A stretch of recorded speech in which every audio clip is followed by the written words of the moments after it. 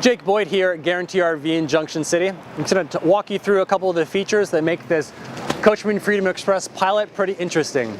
So for its length, it's about a 1922 footer, including the tongue. You get quite a bit of quality and stability. We're going to start off here with your magnetic latch pass-through storage. It's huge under there, quite a bit of storage. You have your big awning plus outdoor speakers, and let's go inside and have a peek at what makes this 20-foot trailer really interesting.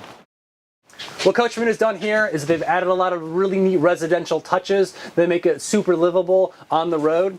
So we start off right inside the door. They've thought of quite a bit of interesting stuff. They have a dedicated trash bin. It's really neat. You have your big deep sink, your double burner stove, and your convection microwave as well. And a lot of really neat, interesting residential touches for the trim and the finish of these guys.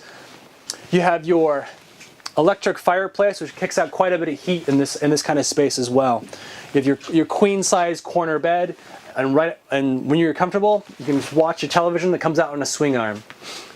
Right next to it, you have your convertible couch that kicks down into a bed, but at the same time, you have your table.